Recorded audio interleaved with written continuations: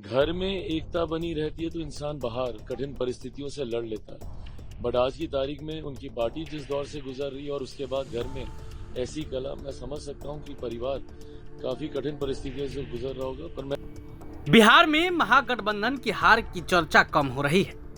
चर्चा इस बात की है कि आखिर लालू परिवार में क्या हो रहा है।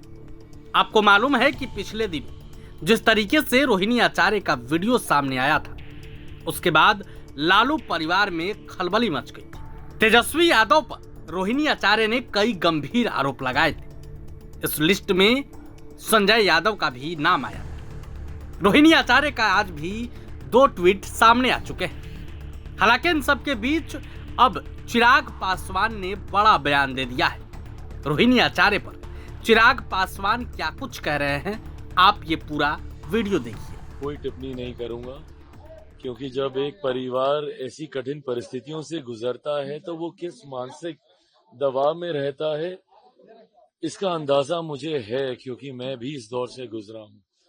हम लोगों के राजनीतिक मतभेद जरूर रहे हैं, पर मैंने हमेशा आदरणीय लालू जी के परिवार को अपना परिवार माना है।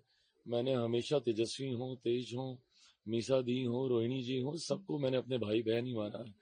ऐसे में बस मैं सिर्फ इतनी प्रार्थना करता हूं कि जल्द से जल्द ये पारिवारिक विवाद सुलझे।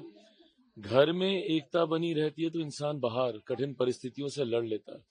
बट आज की तारीख में उनकी पार्टी जिस दौर से गुजर रही है और उसके बाद घर में ऐसी कला, मैं समझ सकता हूं कि परिवार काफी कठिन परिस्थितियों से गुजर रहा होगा। पर मैं सिर्फ प्रार्थना कर रहा हूं, मैं इसके ऊपर कोई कमेंट नहीं करूंगा। वर्मा ने कहा है कि वहां में 14,000 करोड़ रुपए यूज किए गए हैं और जो महिलाओं को 10-10 हजार रुपए दिए गए वो वर्ल्ड बैंक से ही दिया गया है। ये कहाँ से इन लोगों के पास आंकड़े आते हैं, कहाँ से इन लोगों को ये जानकारी मिलती है? भाई, बिहार के पास एक अपना राजस्व है। जरूर हम लोग राजस्व बढ़ाने की प्रक्रिया में हम लोग हैं कि किस तरीके से और ज्यादा रेवेन्यू जनरेशन हो। आने वाले दिनों में जैसे जैसे औद्योगिकीकरण होगा, इंडस्ट्रियलाइजेशन आएगा, तो डेफिनेटली वो चीजें भी की जाएंगी। बट ये आंकड़े, हवाई बातें करना, अगर कोई तथ्य है तो सामने रखिए, उस पर सरकार जवाब देगी। नहीं तो हवा में बातें करने का कोई मतलब नहीं है ना। बहुत जल्द हो जाएगा, मुझे लगता है आज से कल तक बातें चल रही हैं। एंड आई थिंक सरकार की रूपरेखा कैसी होगी उसके ऊपर सेंस ऑफ क्लैरिटी आ जाएगा। आज देर रात तक संभवतः मेरी भी कुछ केंद्रीय वरिष्ठ नेताओं से मुलाकात, बातचीत होगी और मुझे लगता है कि आज कल तक रूपरेखा तैयार हो जाएगी। 22 से पहले तो सरकार बनानी है, तो हो जाएगी। प्रधानमंत्री मोदी ने कहा है सीटें एनडीए की बिहार में आई है, उतनी सीटें तो कांग्रेस की 5-6 स्टेट्स में।